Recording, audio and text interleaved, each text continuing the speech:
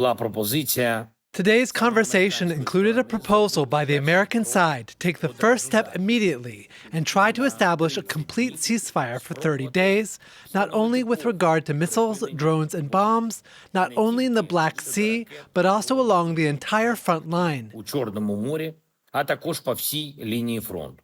Ukraine welcomes this proposal. We consider it positive. We are ready to take such a step.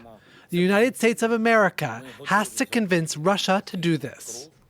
Сполучені Штати Америки мають переконати Росію зробити це. Volodymyr Zelensky there. Well, Philip Turle, International Affairs Editor's joining me here on set. And joining us live from Kyiv is our correspondent there, Gulliver Cragg. Gulliver, a surprisingly quick and positive outcome to this meeting yesterday. How's it being received there? Yeah, most Ukrainian pundits are saying that it surpassed expectations, and they're congratulating the diplomatic team. Going into this meeting, looking at the photos, Andriy Sybiga, the foreign minister, is much less popular than his predecessor, Dmytro Kuleba. Andriy Yermak, Volodymyr Zelensky's chief of staff, is widely distrusted in Ukraine, seen as being too powerful and reportedly unpopular with the Americans. That was one of the contributing factors to low expectations. And in fact, well, what have they got? They promised a ceasefire only if Russia agrees to it, and at a time when Russia is attacking. So, you know, the disadvantage to Russia is probably greater than the disadvantage to Ukraine in having a temporary 30-day ceasefire right now. And the ceasefire is only hypothetical until Russia agrees to and adheres to it. But the Ukrainians got something very, very concrete in return, which was the immediate resumption of US military aid and intelligence sharing for Ukraine. And Ukrainians know that that saves lives almost immediately, especially the intelligence sharing, when, the US intelligence contribution to the Ukrainians' ability to see off these nightly drone and missile attacks is very significant indeed. So the Ukrainians are feeling like this is a big step forward. Of course, in a way, they're getting back something that they only lost less than 2 weeks ago, but nevertheless, it's so absolutely crucial for them. And it has renewed hopes to some degree that maybe Donald Trump has not been completely won over by Vladimir Putin, and it might be possible that we will see this Trump administration putting some pressure on the Russians. That seems to be what they've promised to do. Yeah, Philip, a lot of hope, a lot of positives, but still a lot of caveats, as Gulliver was saying there. What exactly, though, has been agreed? Okay, well, there are two main points which Gulliver has been alluding to. The first one is, of course, this interim 30-day ceasefire. This was not originally on the table. What the Ukrainian president was proposing was a partial ceasefire. That's to say there'd be no more air attacks across Ukraine, and that also there will be no more attacks at sea. But that would not lead to an end of the ground offensive, basically because there were fears that Russia would use a ground offensive to regroup itself to launch more attacks into Ukraine. What has been agreed here is a universal 30-day ceasefire, which means that there won't be any fighting for that period. And the other important point was the resumption of this military aid to Ukraine and also the intelligence sharing. That's something that's also very important for the Ukrainians. There's been feelers being put out to try to reach progress on this mineral deal. That's in a second part of this proposal that's going forward. It's not on the table right now, but I think there are moves to try to sort that out pretty quickly and do a signing ceremony. Donald Trump himself has invited Volodymyr Zelensky back to the White House for another round of talks.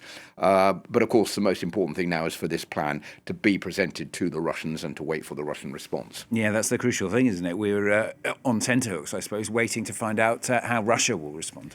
Well, I think what you could say, basically, Stuart, is we've seen the easy bit because Ukraine had its back against the wall. Ukraine really didn't have an alternative, and Ukraine was hounded by the US President Donald Trump with that meeting on the 28th of February in the Oval Office that shocked everyone around the world about the veracity of the US president and the fact that Ukraine is the country fighting the war, and it was being blamed for not having signed a ceasefire deal. Okay, all of that seems to be forgotten now by the US authorities, but what is Russia going to do? There's a big difference between agreeing on a ceasefire deal and then agreeing on a peace proposal. We're a long way away from that. How will the US negotiators cope with dealing with the Russians. Remember that Steve Witkoff, the US Special Envoy to the Middle East, is a former estate agent.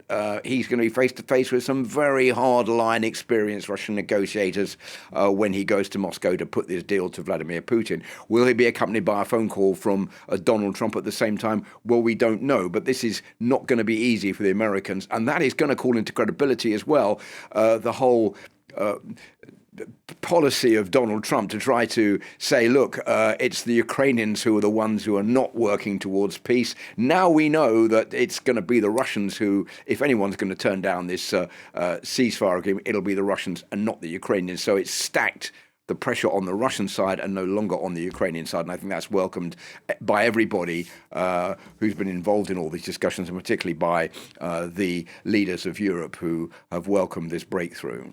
Let's go back to you, Gulliver. There has been one piece of not such good news, I suppose, over the last 24 hours ago. It does seem, doesn't it, that Ukraine appears to be losing its leverage in its incursion in the Kursk region of Russia. Reports from there on the situation on the battlefield not sounding so positive.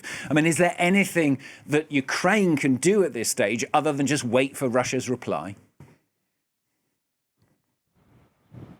I think that's one of the key questions as to whether or not Vladimir Putin will accept this ceasefire and on what terms. In Sudzha, as I understand it, the Russians came up with a crafty plan of using an empty pipeline to crawl into the city centre or town centre of Sudzha, which is the biggest town in that Ukrainian-occupied part of Kursk region, and there is now fighting going on in the town itself. Clearly, the Ukrainians in a very difficult position. Their supply lines are also under constant fire from the Russians, so it's hard for them to get in and out of there.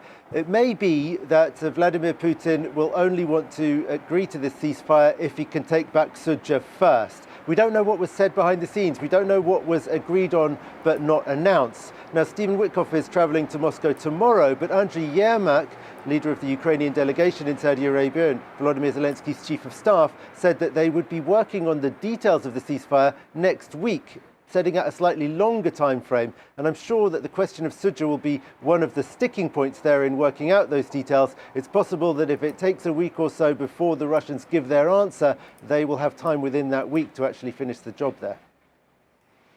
Gulliver, thanks very much. Gulliver Cragg joining us there live from Kyiv, and Philip Turle, international affairs editor, here in the studio. Thanks very much.